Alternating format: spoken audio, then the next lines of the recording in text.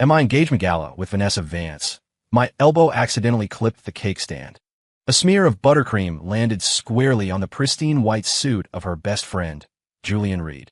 Before I could even open my mouth to apologize, Vanessa rushed over and grabbed me, her manicured nails digging deep into my arm. Caleb, get on your knees and apologize to Julian right now. Bow your head to the floor 3 times, or this is over. The entire ballroom went silent. Julian put on a show of fake magnanimity. Ness, baby, let it go. It's fine. I looked at her, watching her defend another man with such ferocity, and I smiled. I raised my hand. Slap, slap, slap.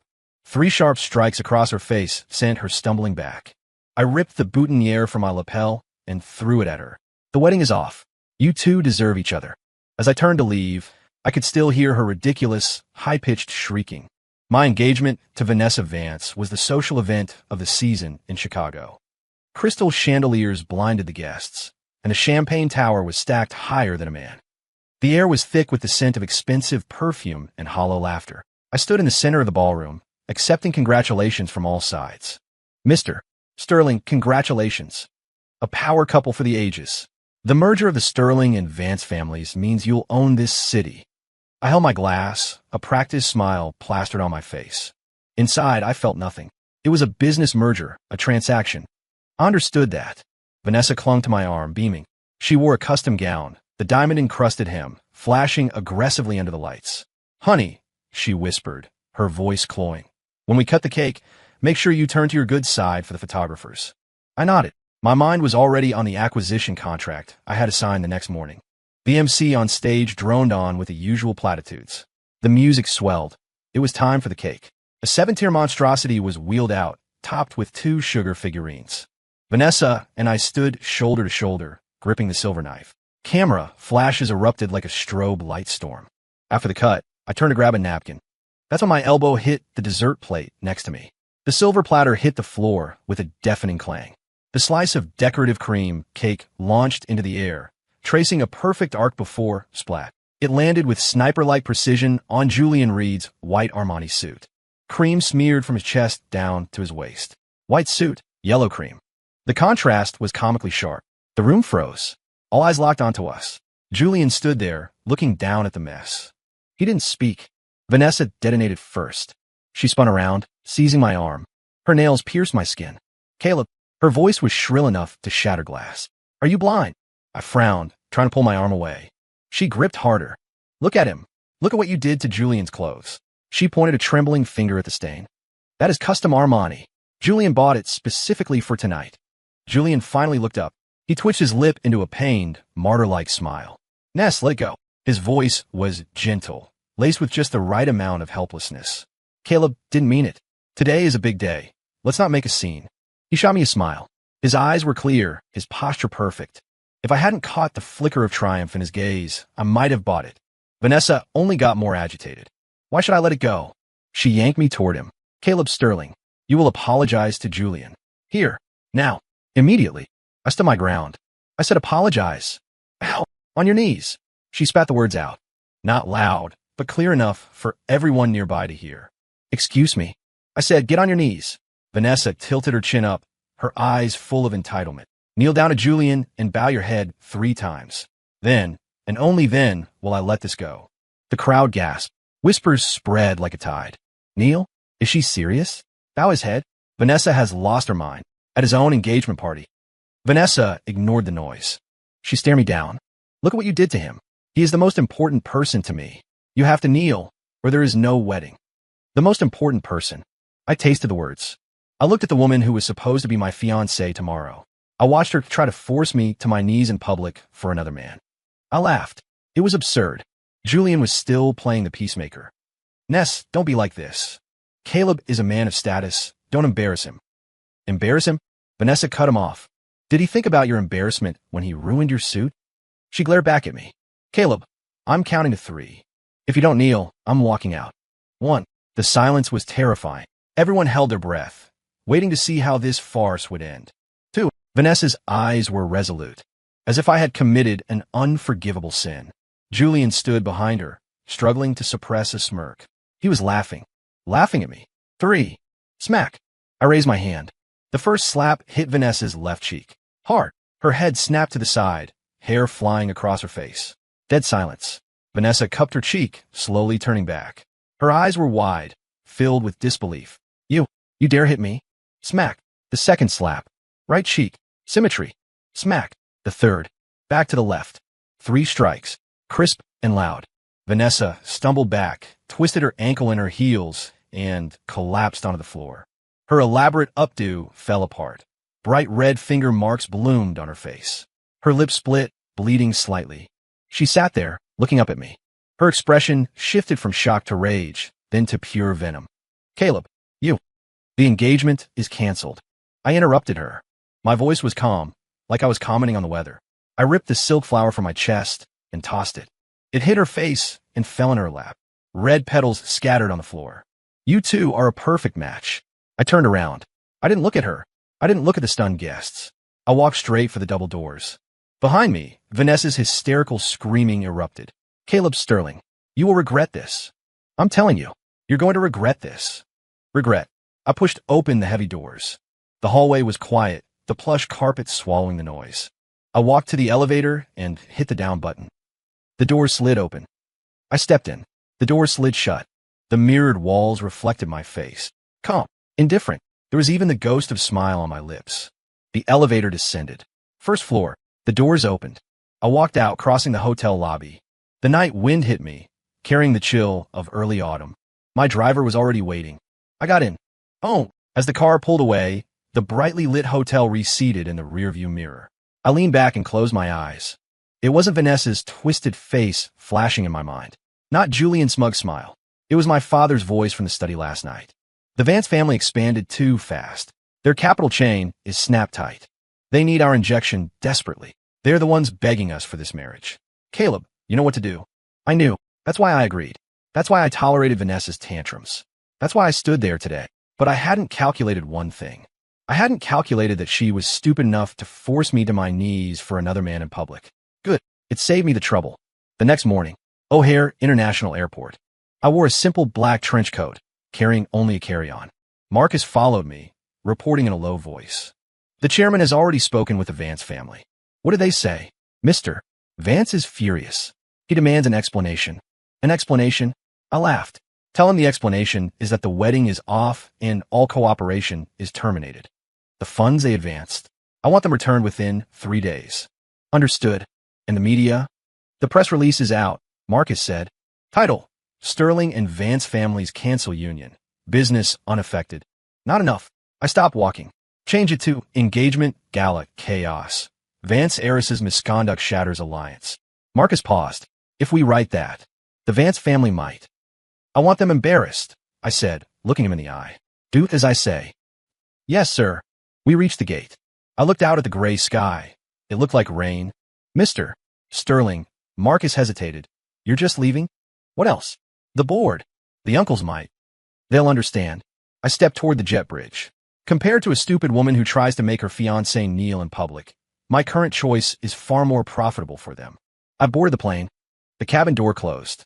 Taxi, takeoff, ascent. Chicago disappeared beneath the clouds. I leaned back and pulled out my phone. The screen lit up with a notification about last night. The photo showed Vanessa sitting on the floor, clutching her face, her eyes full of venom. The headline was screaming, "Billionaire engagement nightmare. Sterling Air cancels wedding on the spot." I stared at it for a few seconds, locked the screen, closed my eyes. The plane pierced the clouds. A slight turbulence shook the cabin. Just like that absurd party. Chaos, then silence. 3 years. Not long, not short. Just enough time to drag someone from the clouds into the mud. And just enough time for someone else to climb even higher. When the plane landed back in Chicago, it was an overcast day. I walked out of the jet bridge to find Marcus waiting. Mr. Sterling. He took my briefcase. 3 years had made him look more seasoned. The car is ready. I nodded and walked through the VIP channel. Outside the window, Chicago rushed by in reverse. Familiar yet strange. New malls, new condos, new billboards. The city seemed unchanged, yet everything was different. Everything at the office is prepared. Marcus handed me a tablet. News of your return is out. The stock jumped 7 points at opening. And Vance Corp? I looked out the window. Marcus was silent for a second. Teetering on the edge, he pulled up another report. Debt ratio over 200%. Banks have cut them off. 3 major suppliers sued last week to freeze assets. Employee wages are 2 months behind. Half the management has fled. And Vanessa? Marcus paused. She put her father in the hospital last month. Aneurysm. He's still in the ICU. I didn't speak. I watched the city center approach. The building that used to bear the golden letters Vance Group now looked dim, like a dying man taking his last breath. The car entered the loop. We turned a corner. Sterling Tower rose before us. Brand new, towering, its glass curtain wall reflecting the gloomy sky. This was the project I launched before I left. In 3 years, it had become Chicago's new landmark, and the first signal of my return. The car stopped at the main entrance. I was about to get out when a figure suddenly rushed from the side, threw herself in front of the car. Thud! She dropped directly to her knees. Her knees hit the cold marble pavement with a dull, heavy sound. I sat in the car, looking through the windshield at the person. Vanessa. I almost didn't recognize her. She was skeletal, cheeks hollow, dark circles bruising her eyes. She wore a dated dress, the fabric wrinkled, the cuffs pilling. Her hair was a mess, strands plastered to her sweaty forehead. No makeup, sayo skin, karak lips. She was a different species from the arrogant heiress in couture who had demanded I kneel. She knelt in front of the bumper, hands on the ground, forehead resting on her hands. A posture of perfect submission. Caleb. She spoke, her voice raspy like sandpaper on wood. I was wrong. I was really wrong. She lifted her head. Tears mixed with mucus, smearing her face. I was out of my mind back then. I didn't know what I had. I shouldn't have treated you like that. I shouldn't have forced you. She cried as she bowed her head to the ground again, the thumping sound audible even inside the car. Please forgive me. The family is finished. Dad is in the hospital. The company is collapsing. Only you can save us. Caleb, please. She crawled forward, trying to grab the door handle. I'll do anything. I'm willing to do anything. As long as you help the Vance family. Please. I sat in the car, motionless, watching her through the glass, watching her pathetic face, her tears, her abasement, her despair. I thought back to 3 years ago, the engagement party, her nails digging into my flesh, her screeching command, Caleb, kneel to Julian right now. About 3 times. I remembered her face then, arrogant, entitled, looking down on everyone. I remembered Julian standing behind her, hiding a smirk. I remembered the crowd, shocked, waiting for the show. I remembered the 3 slaps I gave her. I remembered throwing the flower in her face. You two are a perfect match. 3 years. 3 long years. And now, she was kneeling in front of my car, begging me. I pushed the door open, stepped out, stood in front of her, looked down at her. Vanessa lifted her head, looking at me through blurred tears. Her eyes were full of pleading. Caleb, you forgive me, right? You'll help us, right? I looked at her for 3 seconds. Then I lifted my foot and kicked her in the shoulder. Not hard enough to break bone, but not gentle. She let out a yelp and fell backward onto the pavement. The back of her head hit the ground with a thud. She lay there stunned, eyes wide, staring at me, as if she couldn't process what had happened. I walked over, stood over her. Vanessa. I spoke. My voice was flat, devoid of emotion. Your knees. They're cheap. She opened her mouth, wanted to say something, but no sound came out. Only tears flowing endlessly. I stepped around her, walked straight toward the main entrance. The glass doors slid open automatically. The security guards bowed in unison. Mr. Sterling. I didn't look back. Walked into the lobby. Marcus fell in step beside me, whispering, should I have someone handle that? No need. I entered the private elevator. Pressed the button for the penthouse. The elevator rose. Numbers climbed. 57th floor. Doors open. I walked out. The penthouse office was ready. Panoramic floor-to-ceiling windows overlooking all of Chicago. I walked to the window, looked down. That tiny figure was still collapsed on the pavement, like a piece of discarded trash. A few passers-by gathered, pointing. Security finally walked over and dragged her to the curb. She didn't resist. Let them handle her. Eyes empty, staring at the sky. I turned around, stopped looking, sat behind my desk. Marcus placed a file in front of me. Mr. Sterling, the latest financial report on the Vance family. It's worse than we estimated. I flipped it open, glanced at it. Debt, lawsuits, seizures, liquidation. Every word spelled despair. I walked to the wet bar and poured a whiskey. Amber liquid swirled in the glass. Like the lights of this city. Flashy, fragile. Sir, Marcus hesitated. The Vance assets. Are we acquiring them? I took a sip, The burn traveled down my throat to my stomach. No rush, I said. Let her kneel for a few more days. Let her understand. She tried to make me kneel back then. Now, I want her to kneel until she dies. Outside, storm clouds gathered. It was going to rain. Wednesday night, a private club by the river. I sat by the window, watching the lights of cruise ships on the water. Leo sat down with a drink. You really back? Looks like it. Thought you were settling in London for good. Leo laughed. Good thing you're back. Chicago is interesting right now. How so? The Van Cess. He leaned in, lowering his voice. You heard about that, right? About what? Vanessa's dad. Leo clicked his tongue. Aneurysm. He's gone. My hand paused on glass. Dead. Last week, Leo said. No funeral. They just cremated him quietly. With a family in that state, who can afford a funeral? I didn't speak. Leo took a drink and continued. You have no idea. The last 3 years? The Vance family drama was better than TV. Tell me, after you left, her dad locked her in the house. Beat her for 3 days. Leo gestured. With a belt. Rumor has it her back was shredded. And then, locked her in for a month. Leo shook his head. But guess what? She stole the safe key while he was on a business trip. Corporate seal, blank contracts, power of attorney. Took it all. Where did she take it? To Julian, obviously. Leo laughed. Julian started some tech company. Big talk, total shell. Vanessa used the stolen seal, forged her dad's signature, and used Vance Group as a guarantor to get a $3 million loan for Julian. $3 million. I swirled my glass. Then Julian started spending, Leo said. Sports cars, luxury office, hired a bunch of pretty staff, threw team building parties that were just excuses to get drunk. And the project? There was no project. Leo sneered. He's a moron. Knows nothing. Invested in some high-yield crypto nonsense. It was a scam. Money went in, vanished. $3 million. Gone in less than 6 months. Vanessa stole the seal again. Loan another $2 million.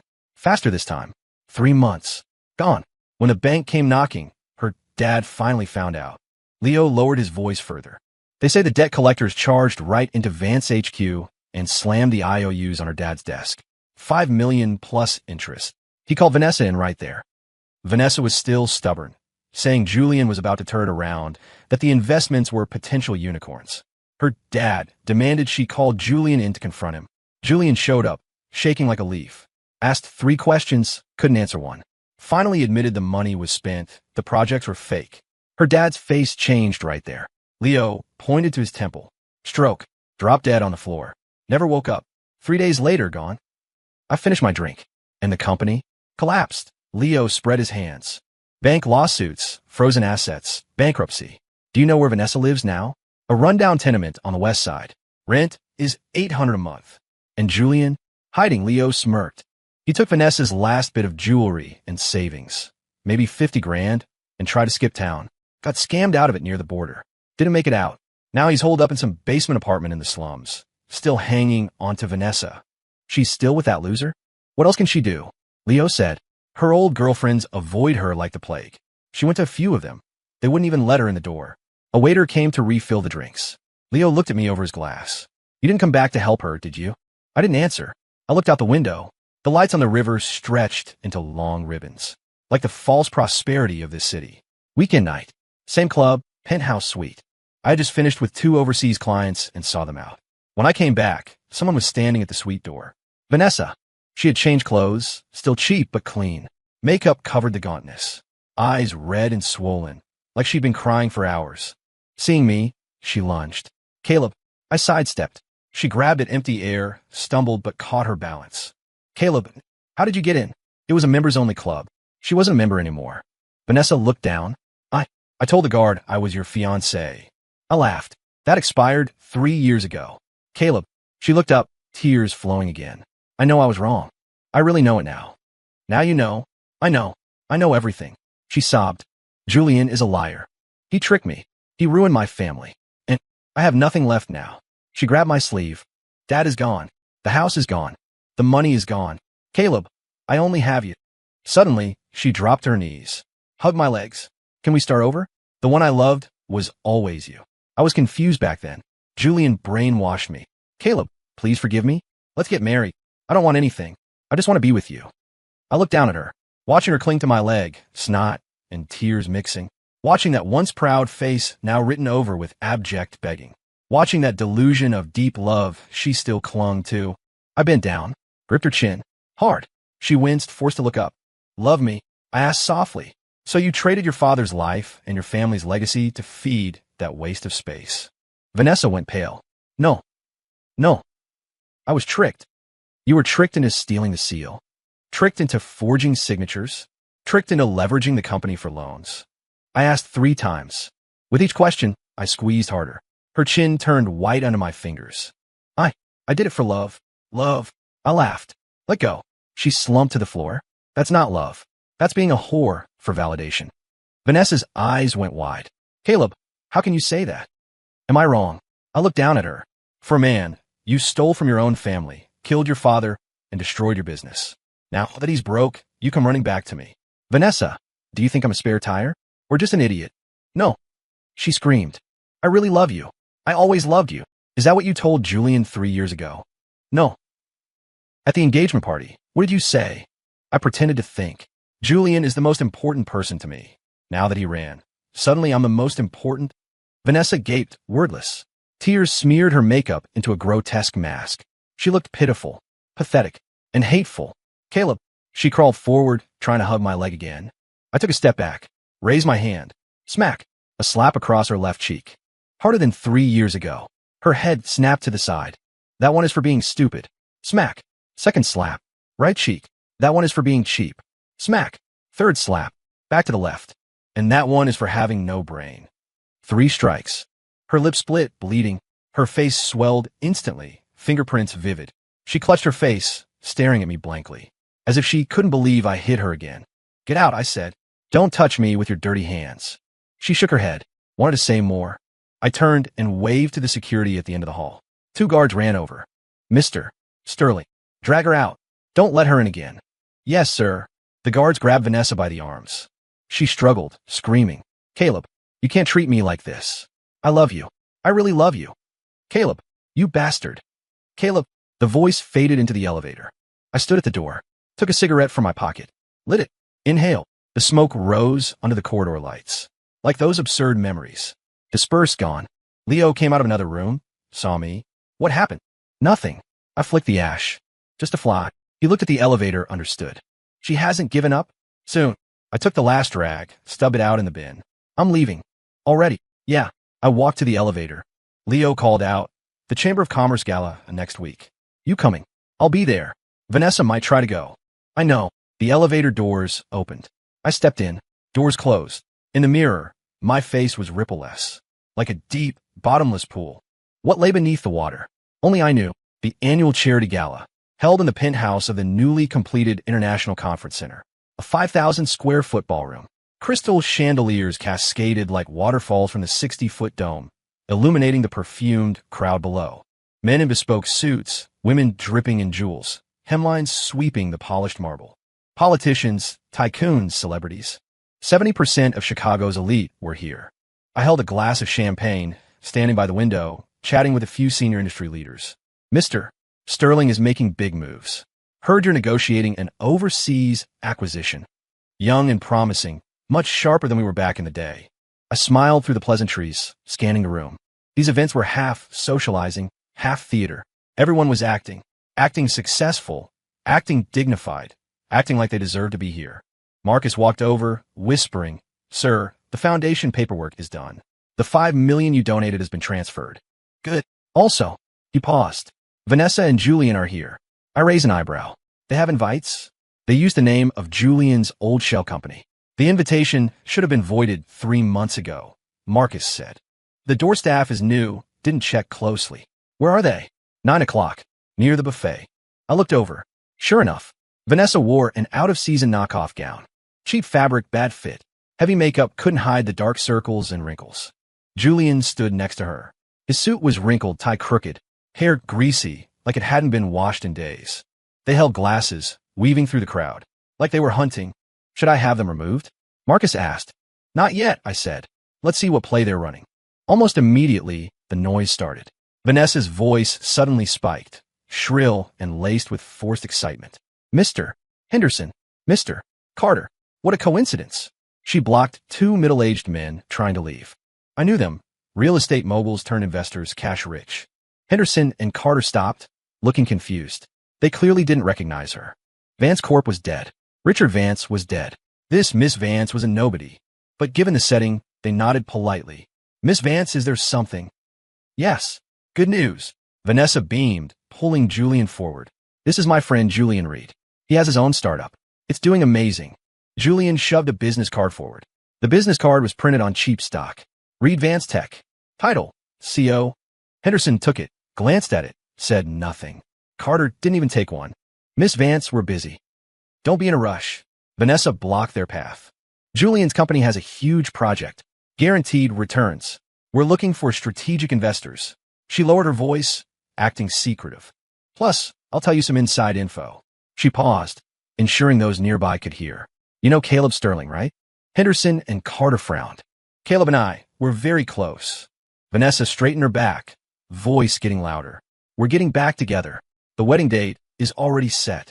So, a little favor like this, Caleb will definitely help Julian for my sake. If you invest now, you're getting in on the ground floor. Once Caleb gets involved, the project will fly. 10 times the return minimum. She spoke with manic energy, as if it were true.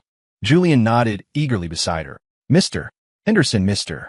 Carter, we're just starting, but with Vanessa's connections, resources aren't an issue. With Mr. Sterling, it's just one word. People were starting to look. Whispers. Sterling back with Vanessa? Impossible. Vance Corp is dead. But she sounds so sure. Henderson and Carter wavered. They looked at Vanessa, then Julian. They hesitated. If Caleb Sterling really was involved, maybe this project really was. I set down my glass, walked over.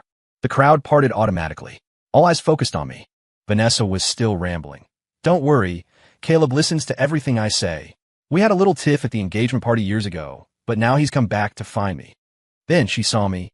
Her voice cut off. The smile froze on her face. The blood drained away instantly.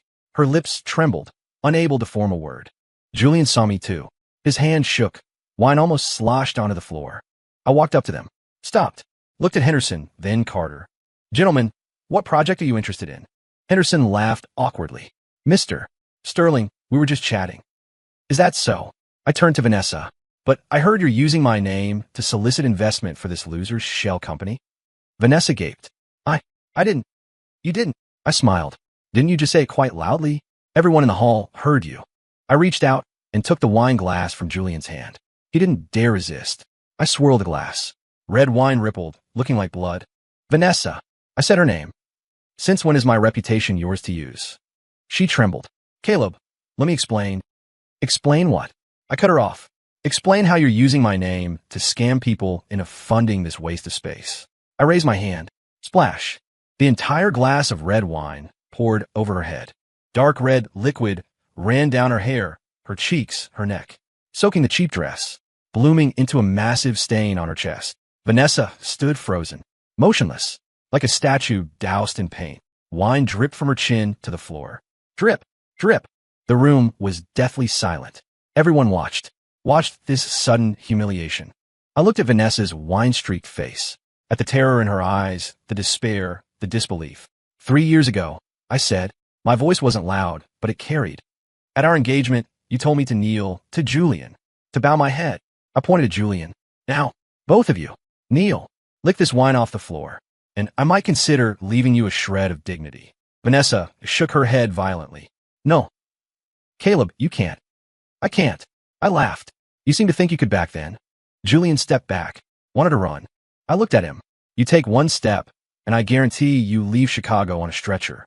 He froze, face white as paper.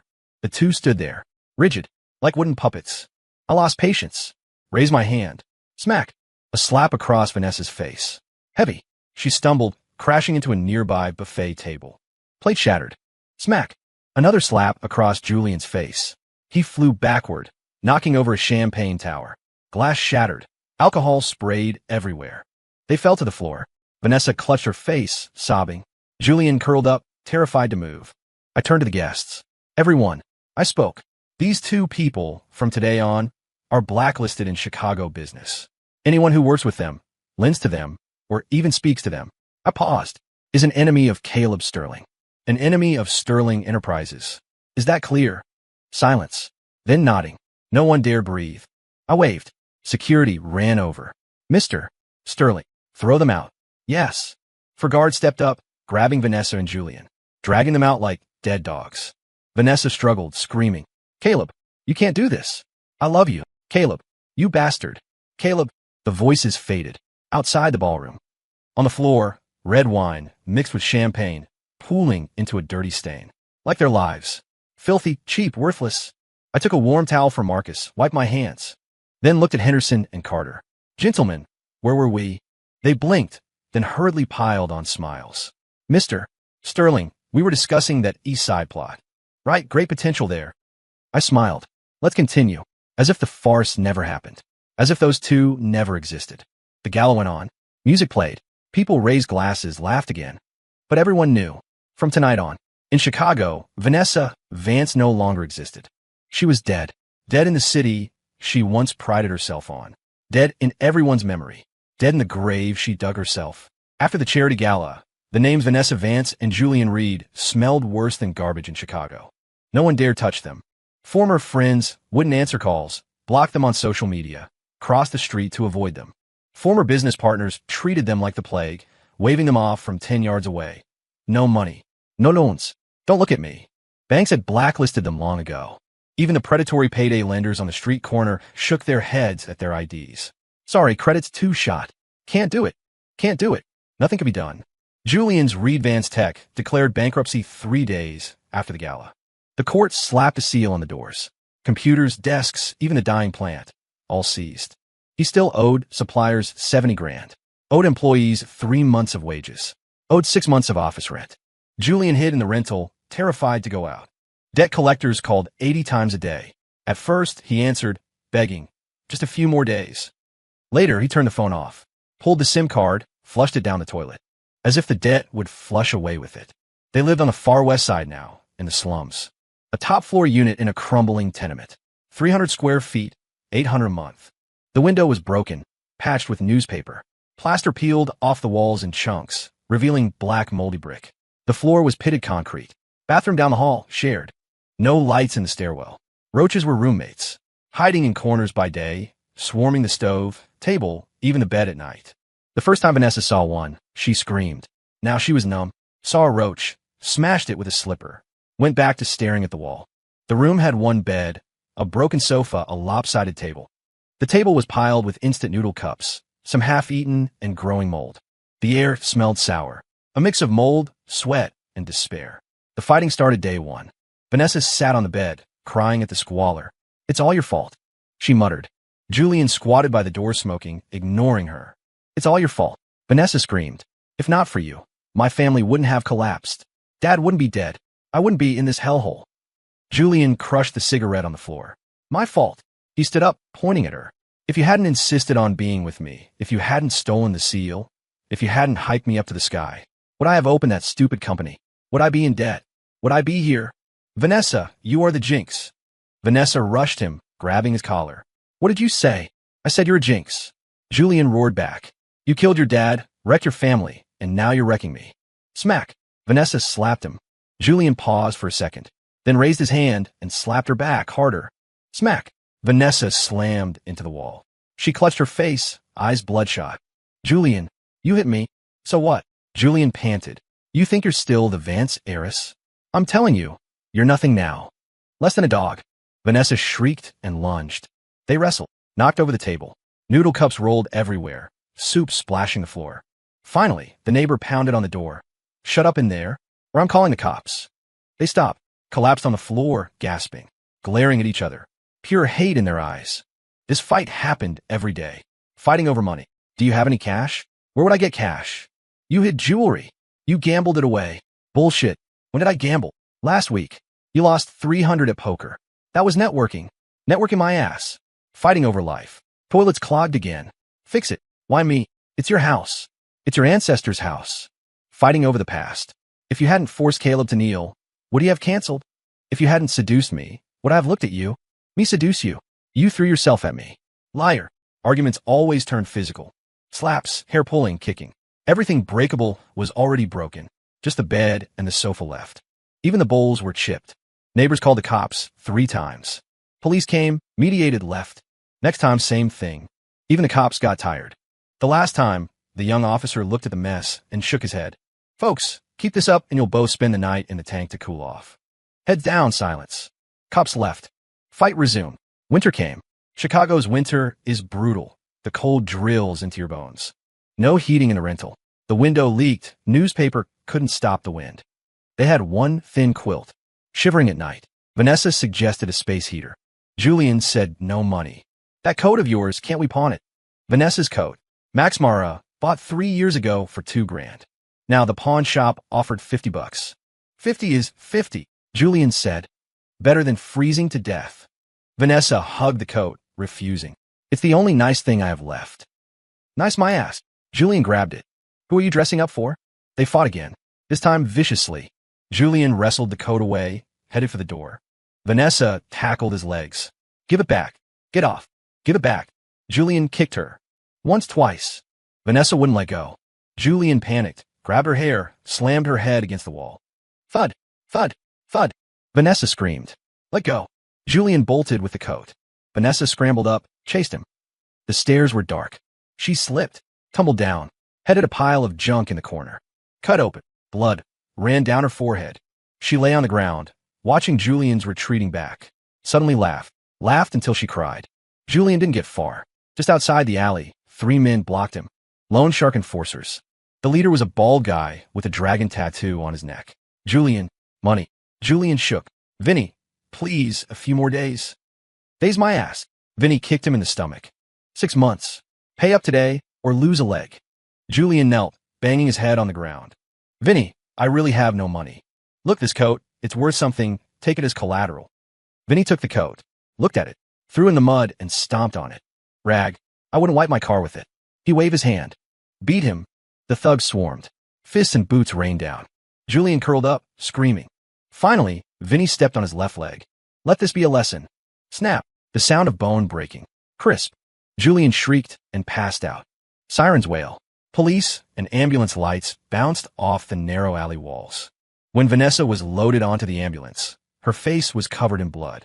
Julian lay on a stretcher, his left leg twisted at a sickening angle. They went to the same hospital. Different rooms, separated by a hallway. Separated like 2 different worlds. Police took statements. Asked what happened. Vanessa said nothing, just stared at the ceiling. Eyes dead. Julian said nothing, just gritted his teeth, sweating from pain. Police shook their heads and left. The ward went quiet. Vanessa slowly turned her head to the window. Outside was the Chicago skyline. Skyscrapers, blazing lights. One of those lights used to belong to her. Now they were all out. 3 months later, I was in the penthouse office of Sterling Tower. Marcus stood by the desk, giving the final update. The scar on Vanessa's face is permanent. Left eye vision is damaged. No one will hire her. She's washing dishes at a dive diner on the south side. Room and board included, $2,000 a month. Julian's leg didn't heal right. He walks with a limp. He's begging on the street, sometimes shoplifting. Got beaten up a few times. They saw each other once. Under that tenement building. What did they say? Don't know, Marcus said. But witnesses say Vanessa spit on him. Julian threw a rock at her. Missed. I nodded. Walked to the floor-to-ceiling window. Outside, the Chicago skyline glowed gold in the sunset. This city was completely under my control. Mr. Sterling, Marcus hesitated. Should we do anything else? No, I said. Picked up the wine from the desk, took a sip. That's enough. Let them live, and watch themselves rot. Marcus nodded and backed out. Left alone in the office, everything ended here. Story complete.